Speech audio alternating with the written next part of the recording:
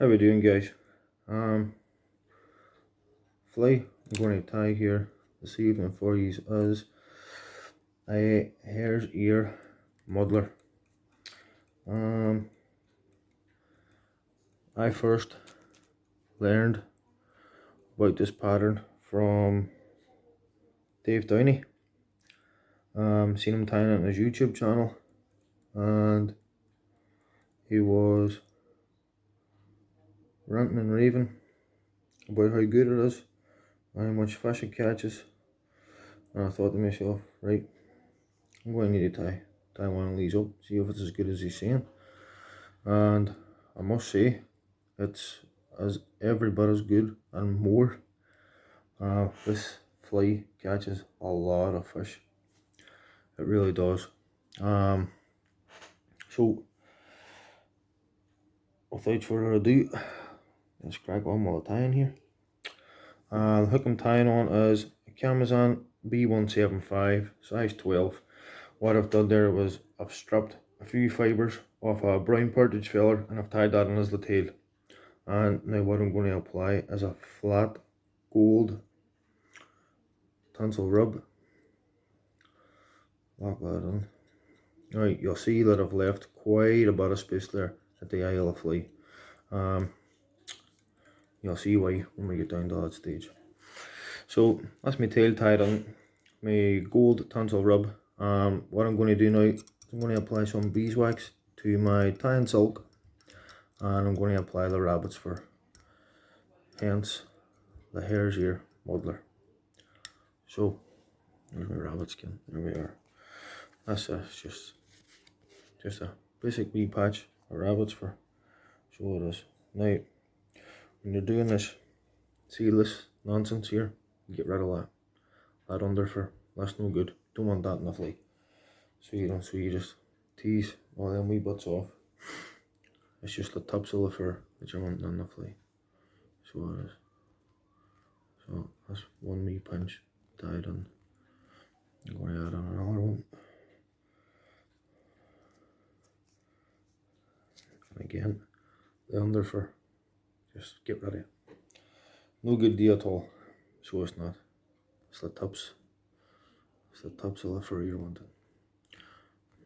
Now, what I'm going to do is I'm just going to come down the shank of the hook, nice even touch and turns. Try and give a nice even body. There we are. And now, with this gold rub, all you're wanting is 3 turns. So there's 1, there's 2, and there's 3. Now, that body might look a bit short these, but as I said, you're going to see why I've left so much space now at the eye of the hook.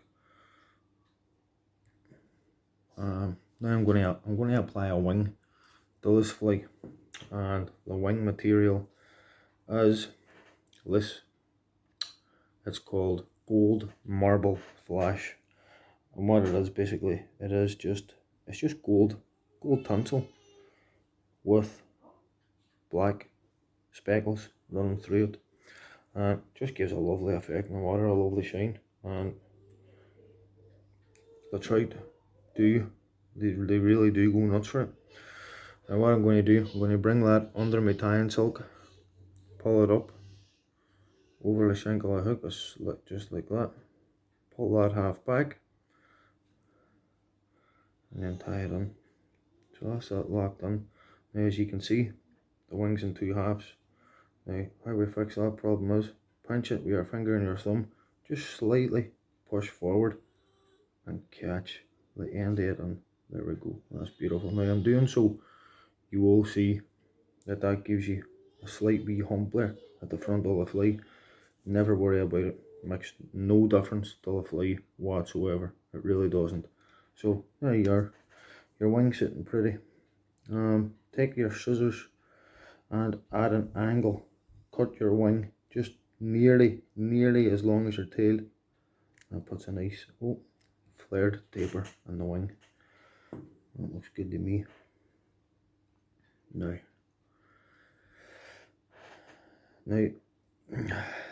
people get caught up in the notion that they need to, whenever they're doing muddlers, their head needs to be perfect. I can assure you, that's a load of nonsense. See, if you're wanting to tie picture perfect muddler heads, then you're honestly you're wasting a lot of time that you don't need to waste in tying flies. Because believe you me, the rougher the head's kept, the better. And the reason, I'll tell you the reason why. When you're tying a muddler, a deer hair head, and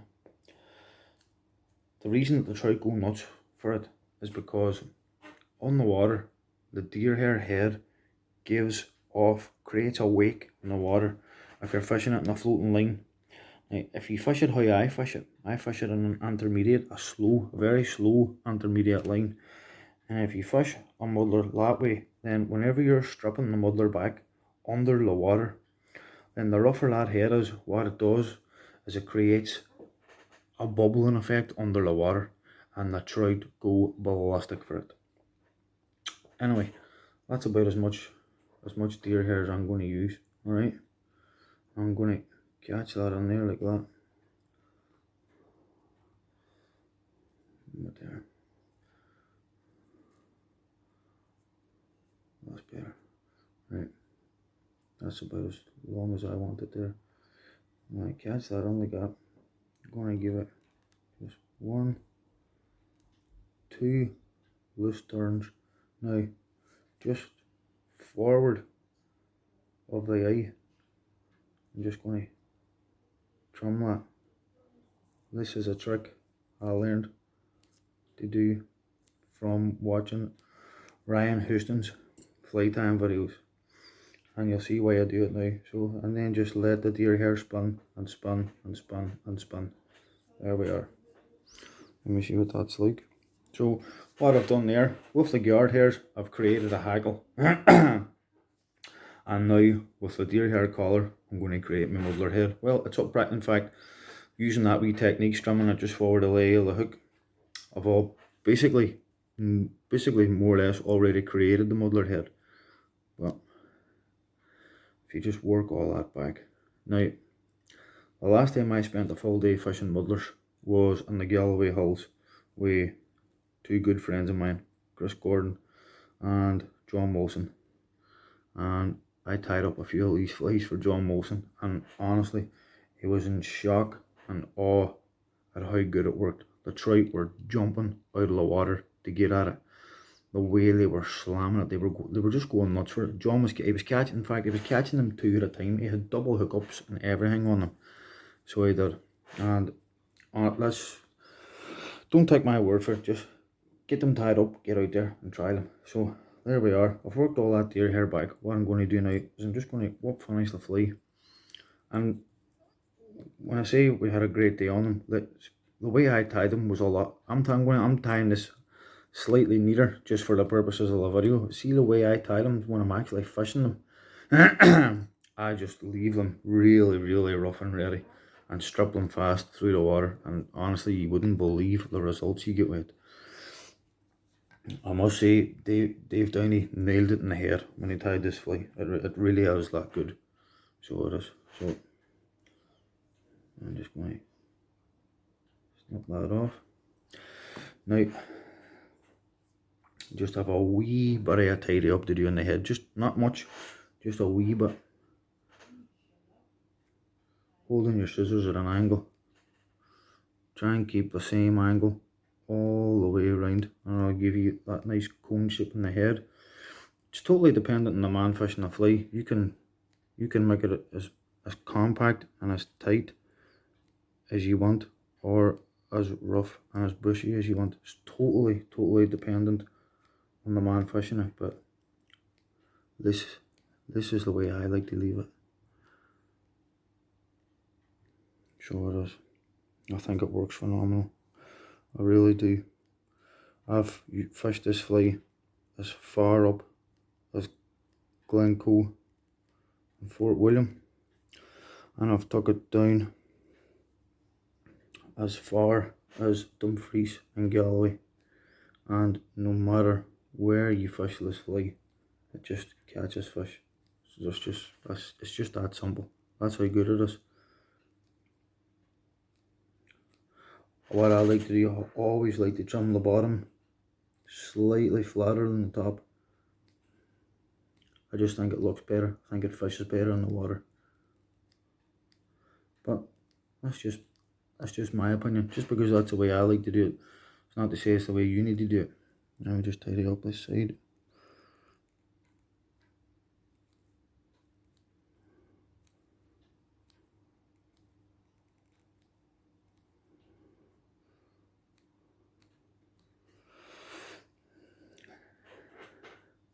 Couple of wee bits just there at the top.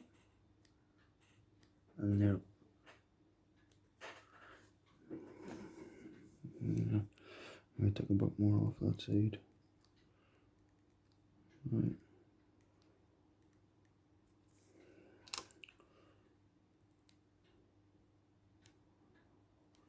There we are. So what you can see here, you can see the lovely hackle with the yard hairs, the nice speckled effect that you're getting from the partridge in the tail, that lovely gold colour from the wing, and then that rough, bushy muddler head. And that's it, guys. That's the Hare's ear muddler. So it is. I'm going to show you another technique. I'm going to do a couple of muddlers for you this week, and I'm going to use a different technique in order to tie the head on.